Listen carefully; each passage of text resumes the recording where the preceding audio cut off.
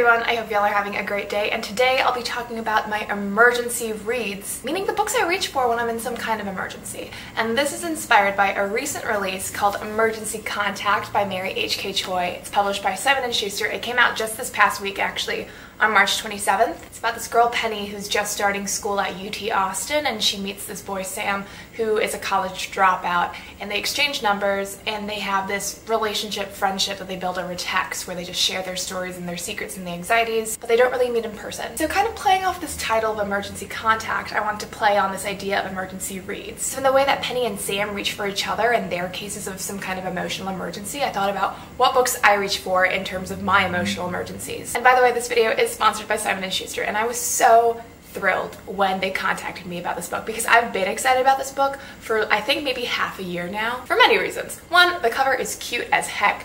Two, it's blurbed by Rainbow Rowell on the cover. And three, Mary H.K. Choi is a Korean American author, and I'm always out here to support my Korean American girls. But yeah, let's talk about my emergency reads. I really gravitate towards the same kind of books over and over and over again, and when I have a favorite, they're like very locked into place as my favorites, so I constantly reach for the same books. Honestly, if you've watched enough of my videos, or if you know my book tastes well enough, I feel like you could guess every single book that I'm going to mention in this video. Like, I don't think anything's gonna be a surprise, but it's just that I'm very much like a homebody kind of person. I like what's familiar to me, and so I reach for the same things over and over again. So I kind of divided these books up into little categories of like what I'm looking for, what I'm feeling for. So the first book is kind of like a comfort read, like if I have time to read and I immediately want something that's going to be very comforting to me, what books would I reach for? Well, the first book I'd reach for is probably Twilight.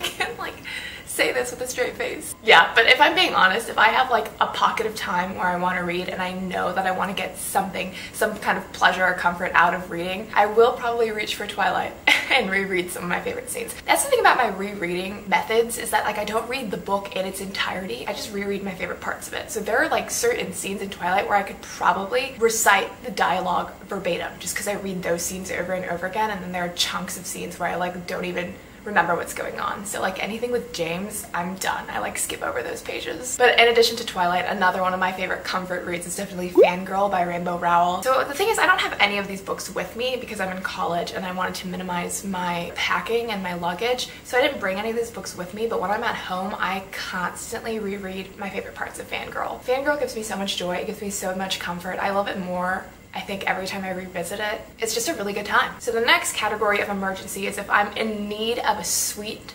romance book. I think there are like two kind of worlds of romance, right? There's one that's like super cutesy and fun, and then there's one where it's like dramatic and a whirlwind of emotion. So if I'm vibing for the first one, I'm gonna reach for one author in particular, and that's Stephanie Perkins. Stephanie Perkins wrote Anna and the French Kiss, Lola and the Boy Next Door, Isla and the Happily Ever After. I will constantly reach for Anna over the other two books, and then if I want something else, I'll reach for Lola.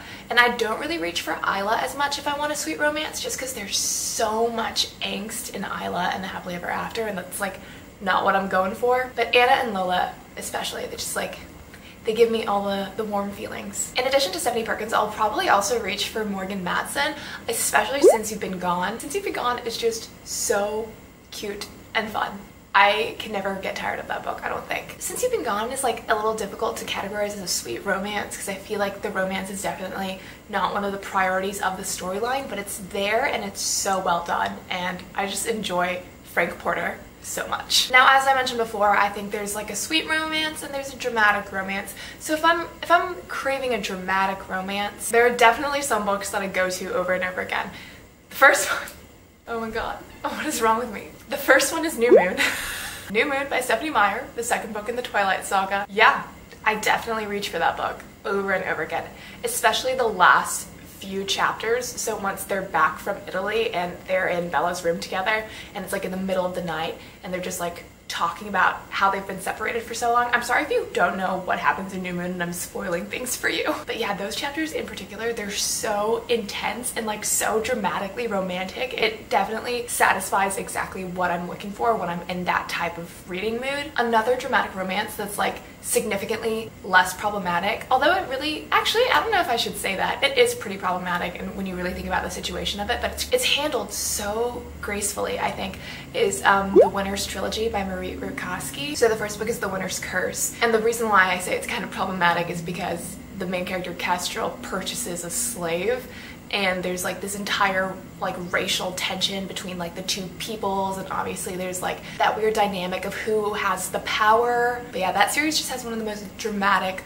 gorgeously written romances I've ever read. So yeah, if I'm looking for a dramatic romance, I'll definitely reach for New Moon and the Winter's Trilogy. And then finally, the last book that I'd probably reach for is Eleanor and Park by Rainbow Rowell. Rainbow Rowell's mentioned again. Is anyone surprised? I really love Rainbow Rowell. Eleanor and Park used to be like firmly my favorite Rowell book, but like I said, as I grow older and as I revisit Fangirl more and more, that one's really rising in the ranks.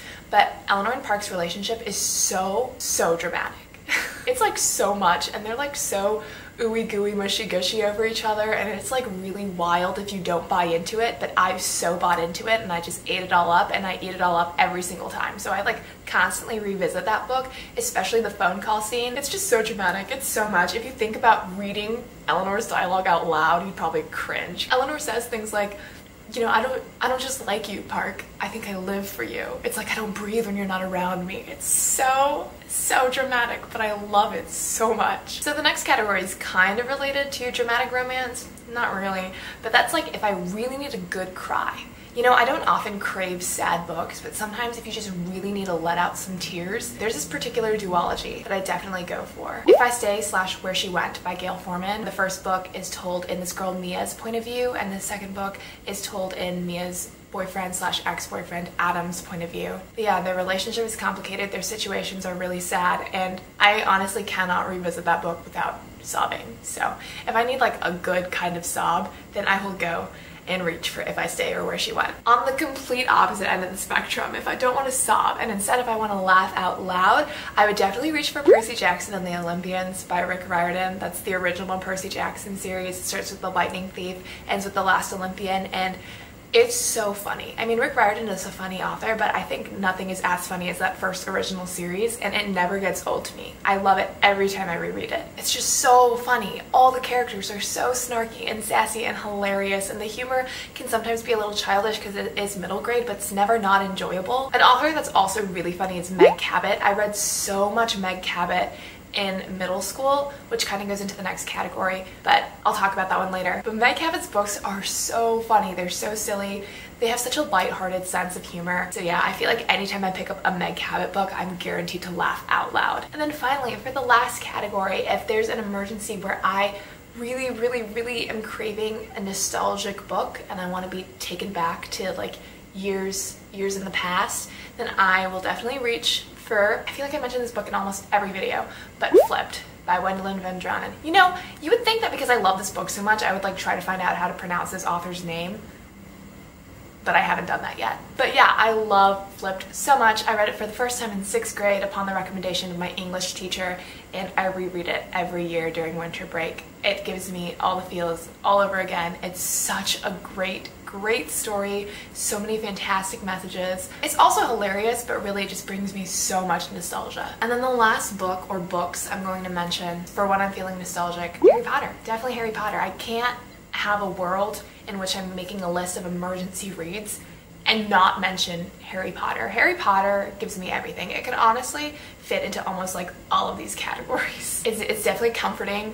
There can be a sweet romance. There's definitely some points of dramatic romance. It'll definitely give you a good cry. Actually, good is probably not the best adjective to describe the cries that I have when I read Harry Potter. They're more like monstrous cries, but you know, Harry Potter makes me sob all of the water out of my eyes. And also, of course, there are so many lines that are hilarious, laugh out loud funny in Harry Potter. So really, Harry Potter is kind of like jack of all trades. It fits everything, but it really just brings me back home to like 5th or 6th grade when I first read those books. But yeah, that concludes this video about emergency reads. I would honestly love to hear what your emergency reads are. So when you want a book that's going to give you comfort, sweet romance, dramatic romance, I forgot the rest of the categories. Oh, good cry, laugh out loud, and nostalgia. You know, with those 6 categories, what are your emergency reads? What are the books that you constantly reach for to satisfy whatever craving that you have? Because those are mine, and I'd really love to hear yours. Like I mentioned earlier, this video was inspired by Emergency Contact by Mary H.K. Choi. I just think this is such a gorgeous cover. Oh my goodness.